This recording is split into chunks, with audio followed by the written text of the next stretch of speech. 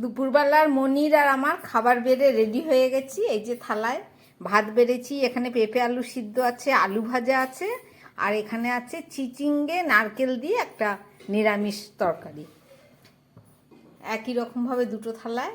আর এছাড়া আছে ডাল, আর রয়েছে এখানে চাটনি। চলুন তাহলে এবার বসে খাওয়া যাক। আমি বসে পড়লাম খেতে। আজকে আমার খিদে পেয়ে গেছে। সকাল থেকে শুধু একটু শরবত ছাড়া অন্য কিছু খাওয়া হয়নি, কারণ আজকে একটু এক্সট্রা কাজ করতে গেলাম। বাড়ির যে রাস্তায় আমরা চলাফেরা করি সেখানটা এমনি নেই, উঠুন বাঁধানো, কিন্তু খুব সবুজ সবুজ পড়ে গেছে, কি বলবো ওটাকে, শ্যাওলা পড়ে গেছে। সেগুলোকে ব্লিচিং পাউডার দিয়ে পুরো ঘষে ঘষে ঘষে ঘষে মানে পরিষ্কার করে আবার ধুলাম। ধুয়ে বাথরুম ঠাথুম সব পরিষ্কার করে একেবারে স্নান টান করে এসে এই পুজো দিয়ে তারপরে বসলাম। বাড়িঘর সুন্দর করে রাখলে করলেই হয় না, তার যত্ন করতে করতে আবার দফা শেষ। আজকে আর সেভাবে খাওয়া দাওয়া হয়নি। আমি বসে পড়ছি। কই মনি, চলে আসো।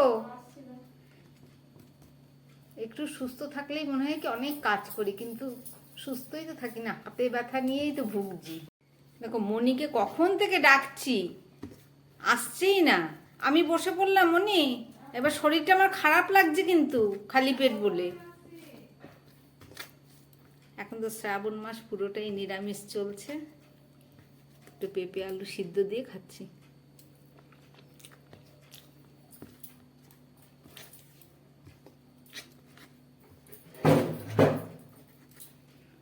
এই বৃষ্টির মধ্যেই রানা অফিস গেল, কি করবে।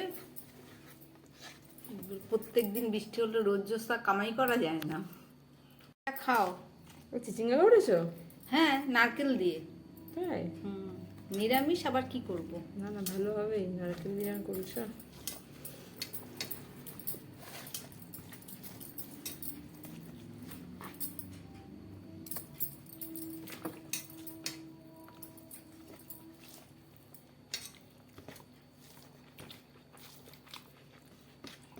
তুমি তো আবার মিষ্টি খাও না, একটু স্লাইড দিতে ভালো লাগে, অসুবিধা হয়নি।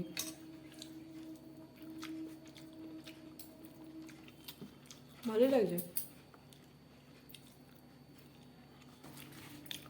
তাহলে বন্ধুরা খেয়ে নিচ্ছি।